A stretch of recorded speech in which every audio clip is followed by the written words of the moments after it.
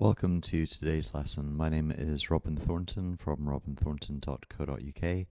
I am a music teacher and I post videos to help my students. If you would like more content and more lessons, then contact me at the website and we can get that arranged.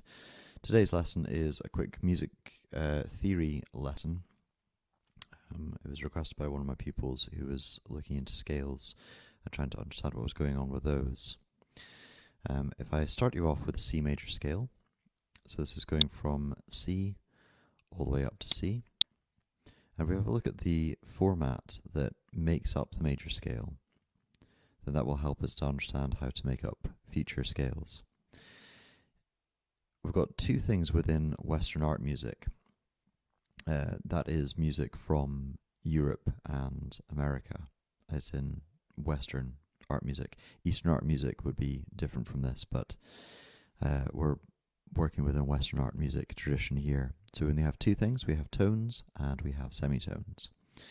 So I'm not going into microtones yet, which would be really, really small tones. I'm only looking into a tone and half of that, which is called a semitone. Between C and D, this is what's known as a tone. On the piano, we can see that it's a tone because there are two keys which are passed by in order to get through the distance. So I'm starting on a C, passing over a C sharp in order to get to a D. So that's starting on the C and going up two keys, that's C sharp and D, which makes it a full tone. If we were to only move one key, it would be called a semitone because it's half of the distance. So C to D is a tone, and then D to E is also a tone because it's two keys distance. E to F is what's known as a semitone. Those keys are right next door to each other. There's no key in between. Therefore, it's half of a tone. It's known as a semitone. F to G, that's a tone as well.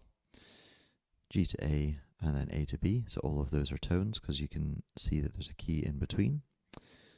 And then finally, just to finish off the major scale, bring it back to C, is a semitone. So this is to follow up a previous video which I did using a melody which uses the third and fourth degrees within the scale, showing that they are a semitone, and then the 7th to 8th degrees in the scale, showing that they are a semitone as well. And we can see the same thing written out clearly here. This is C major. We could go on to D major next, because it's next in the alphabet, and then following on from that we could go on to E major, but that's actually a bad idea, and that's not how we lay things out in music, and let me show you why. So here we have C major up the top, no sharps or flats. If I start on a D and follow through D to D, using the same order of tones and semitones, you'll see that D to E is a tone. And then in order to get the next tone, I have to make it into an F sharp. E to F sharp is a tone. If you have a look at your keyboard, you'll see that there's a key in between E and F sharp. So E to F is a semitone and E to F sharp is a tone. Following that through, semitone will give us G, and then a tone. I've missed the word tone down here, I've just realised, but the word the next tone takes us up to A, tone takes us up to B, full tone takes us up to C sharp. The semitone would only take us up to C natural, and then the semitone takes us up to D. So we've moved from no sharps or flats to suddenly two, and then if I move on to E alphabetically, following the same tones and semitones, we're suddenly on to 4. So it's going to be difficult to understand what the links are. It's going to be difficult to remember them. Now, in the Renaissance period, Renaissance meaning the rebirth period, So when music existed within Greek culture and Roman culture, and then we went through a period of the Dark Ages where comparatively little was written about music, although interestingly more is being understood now. Once we come out of the Middle Ages, after the Dark Ages, you get something that's called the Rebirth or the Renaissance. And in the Renaissance, we look back to the Greek and the Roman times for understanding. And one of the things that we discovered, and is what we've based the entire Western art music tradition on, is that there's a relationship between the fifths. If you have a look at the other video, I go into a little bit into Pythagoras and how Pythagoras discovered the relationship between the fifths, but it's hidden in plain sight. I started you on the C major scale. If I walk up 5 from C, then I get to the letter G. I'll just do it with this letter here. C, D, E, F, G. Between C and G, there's a fifth. And this letter on the left-hand side is the letter G. It's just a scrolled G, which is used as we were writing with quills in the Renaissance period. So let's put that back to a C again. But the fifth degree of the major scale, the fifth degree of the C major scale is a G. So if I take you up here, I've written out a G major scale for you. We can see the G on the left-hand side, the G clef on the left-hand side, centered on the second the second line of the treble clef. The letter G centered on the second line of the treble clef gives us the letter G on the second line. Here's a G major scale. And if we follow through, G to A is a tone, A to B is a tone, B to C is a semitone, so we're following the formula well so far. C to D is a tone, D to E is a tone. If I move up a tone from E, I get to F sharp. That's E through F, which is a semitone, and then F to F sharp, giving us the full tone. And to round off the scale, I need a semitone, which takes us back onto G. So originally I gave you the C major scale, which has no sharps or flats. I moved up by 5, and that gives me 1 sharp. Moving up by 5 gives me 1 sharp. If I were to move up by 5 again and follow the same sequence, that would give me 2 sharps. Up by 5 again, that would give me 3 sharps, and I'll do a separate video on that. This is us beginning to enter into what's called the cycle of fifths. Because if I take my C major scale and move down by 5, here's a C, back to a B, back to an A, back to a G, back to an F.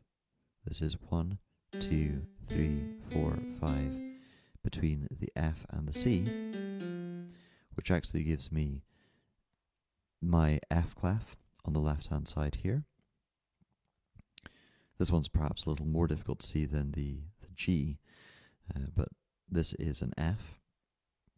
We can see the dot from the quill hitting the page with the ink.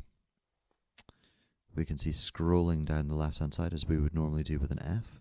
And these 2 dots here, if you're using a quill and ink, and if you try and draw lines as we would do with a biro to make an F, then the ink splatters all over the place.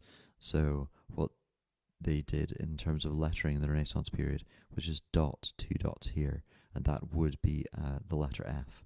So our letter F is unrecognizable to them in the way that their letter F is unrecognizable to us. I started you with a C major scale. I moved down by 5. If I move from F to G, that's a tone. G to A, that's a tone. I need a semitone next for the formula to work. If I ascend from A by a semitone, I get to B flat, so we need one flat. A tone difference between B flat and C. A tone again from C to D. A tone again from D to E. And a semitone rounds off the scale. So we can see that originally I gave you a C major scale with no sharps or flats.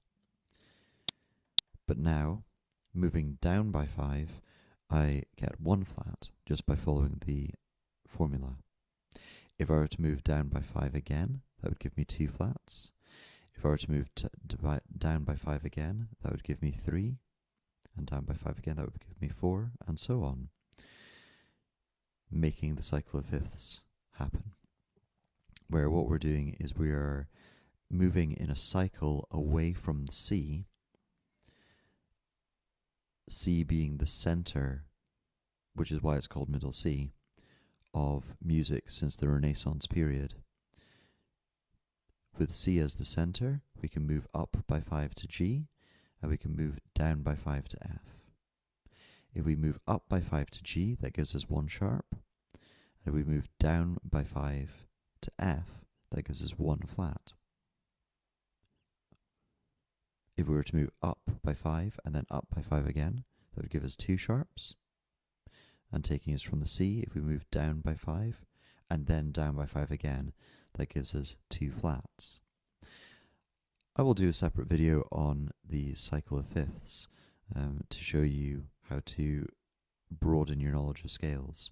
But what I've done so far in the lesson is take you from a C major scale, show you that if you were to move from C alphabetically through D and E, that's not the best way of remembering things because it adds sharps and then eventually flats in a rational and irrational way. But if we move by fifths, then we're adding 1 each time, either 1 sharp or 1 flat, which is much more rational. I've been Robin Thornton from robinthornton.co.uk. I hope you've enjoyed the video, and if you're looking for further lessons, contact me at the website and we can organise lessons from there.